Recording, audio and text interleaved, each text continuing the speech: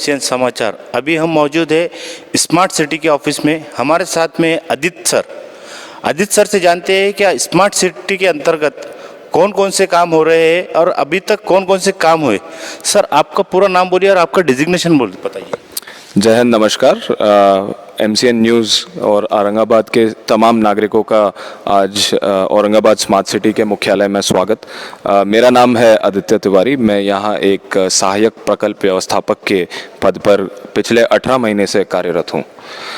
Smart city Aurangabad ने नागरिकों के ज़िंदगी के हर पहलू को एक सकारात्मक रूप से बदलने का पूरा प्रयास किया है और हम आगे भी और ताकत से इसका प्रयास करते रहेंगे।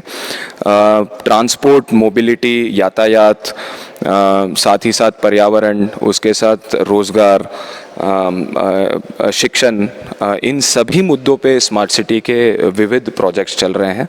हमारा एकमेव लक्ष्य है कि शहर का जो विकास हो वो शाश्वत हो, 360 डिग्री विकास हो और नागरिक के ज़िंदगी के हर पहलू को एक पॉजिटिव हम इम्पैक्ट कर पाएँ।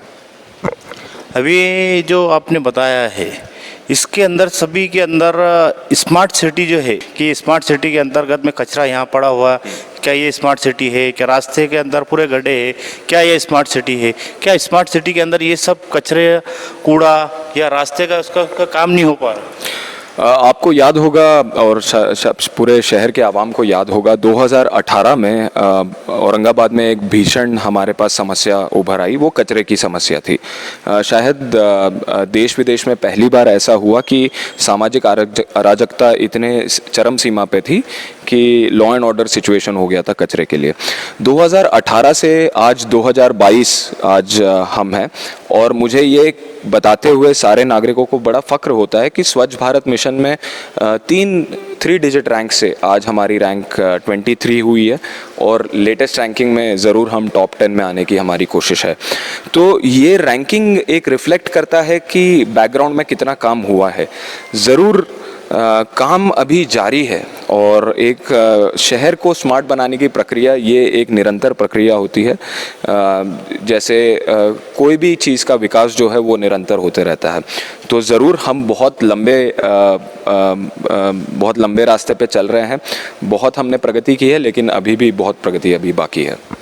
अभी जब स्मार्ट सिटी के अंतर्गत में खाम नदी का काम हुआ है, खाम नदी का एक्चुअल में काम होना चाहिए कहाँ से था और कहाँ ख़त्म होना चाहिए था?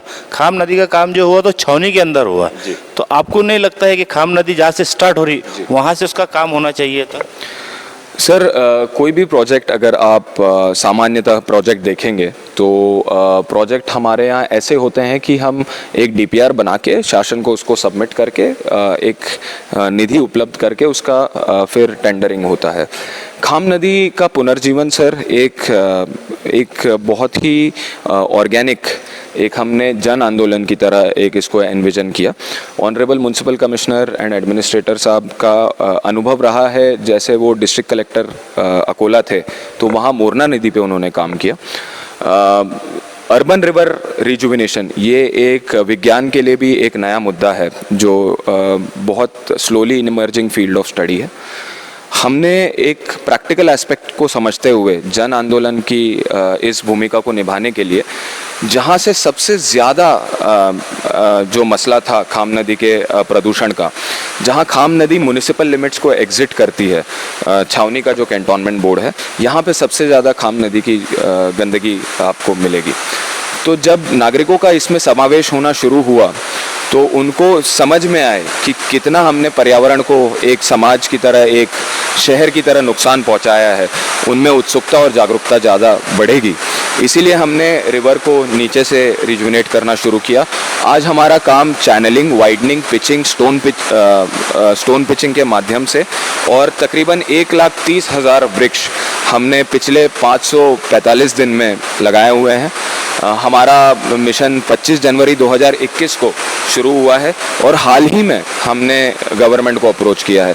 तो पिछले तकरीबन 550 दिन का जो मुहिम खाम नदी की हुई है, ये पूरा काम डिपार्टमेंटली हुआ है, एग्जिस्टिंग महानगर पालिका की मशीनरी और नागरिकों के जन सहभाग से हुआ है। तो एक यूनिक प्रोजेक्ट मैं कहना चाहूँगा कि नागरिकों के लिए हम ये कर रहे हैं। अभी औरंगाबाद शहर के अंदर काफ़ी एरिया में रास्ते के पूरे बारिश आ रही है, अब देख रहे हैं हर जगह बारिश है, बारिश के चलते हुए पूरे गड्ढे वगैरह हो गए। तो स्मार्ट सिटी के अंदर कितने रोड है अभी, या कितने रोड के सैंक्शन हुआ है, या ये रोड कब तक बनेंगे? स्मार्ट सिटी के अंतर्गत रास्ते वगैरह है क्या? बिल्कुल, ये एक चैलेंज म्युनिसिपल एडमिनिस्ट्रेशन को लगा और तकरीबन 350 करोड़ के रोड, नए रोड स्मार्ट सिटी के अंतर्गत बनेंगे और ये स्मार्ट रोड्स होंगे। इसमें सिर्फ जो यातायात है वो सिर्फ मोटराइज ट्रांसपोर्ट की नहीं, लेकिन नॉन मोटराइज ट्रांसपोर्ट जैसे पेडेस्ट्रियन हो गए, साइकिलिस्ट हो गए, उनके लिए भी हम कुछ उसमें लिए सब आपका नियोजन होगा। और साथ ही साथ ये जहाँ भी रोड बनेंगे उसके साइड में एक ग्रीन बेल्ट हम मेंटेन करते हुए चलेंगे। तो जल्दी ही औरंगाबाद के नागरिकों को एक नया दृश्य औरंगाबाद का बारिश के सीज़न ख़त्म होते हुए दिसंबर तक मुझे पूरा यकीन है कि एक नया औरंगाबाद लोगों को देखने को मिलेगा, रास्तों के मामले में खासकर। ज़्यादा जो रास्ते ख़राब है ओल्ड औरंगाबाद के अंदर है। अब हम देखते हैं कि महानगर पालिका के काफ़ी करीब में ही बहुत सारे गड्ढे रहते, तो क्या वो भी रास्ते होंगे? पुराना ओल्ड औरंगाबाद के रास्ते भी कंप्लीट को होंगे क्या? हमारी स्ट्रैटेजी सर, क्योंकि अभी हमारे पास प्रायोरिटी एरियाज़ है, तो हमने रास्तों का विकास अक्रॉस 115 वार्ड करने की कोशिश की है, लेकिन मेन आर्टीरियल रोड्स जो सिटी के हैं वो प्रायोरिटी नंबर 1 है। उसको कनेक्ट करने वाले जो रास्ते हैं, जो सब आर्टीरियल रोड्स जिसको बोलते हैं हम, जो मेन रोड्स को कनेक्ट करते हैं, सब आर्टीरियल रोड्स है और उसी ऑर्डर में फिर हमने रास्तों का। ओल्ड सिटी में कौन कौन से ऐसे रोड है जो आर्टीरियल जो बता रहे हैं आप लोग?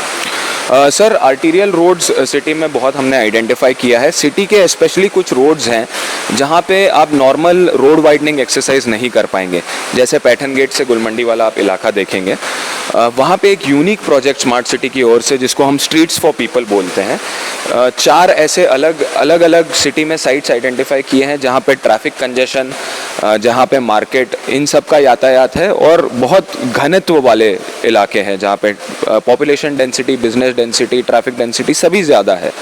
उनके लिए ये स्पेशल 4 पायलट साइट्स हम करेंगे जिसमें motorise transport, non motorise transport और पूरी तरह शॉप फ्रंट का और उस इलाके का काया पलट रहेगा। सिर्फ रोड का काम ही नहीं होगा, उसमें हॉकर्स पॉलिसी और ऑन स्ट्रीट पार्किंग पॉलिसी भी गुलमंडी और इन एरियाज़ के लिए 4 स्पेसिफिक साइट्स हैं।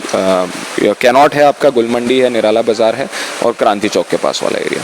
मतलब ये काम ऐसे उम्मीद करते हैं कि बारिश के बाद ये काम पूरा स्टार्ट हो जाएगा? बिल्कुल, हमारे शेड्यूल जो ओरिजिनल शेड्यूल है, जितना 1000 करोड़ का आउटले जो स्मार्ट सिटी मिशन ने, केंद्र ने, महाराष्ट्र शासन ने और महानगर पालिका ने हमको दिया, उसमें से पूरे 1000 करोड़ के वर्क ऑर्डर अभी इशू कर दिए हैं।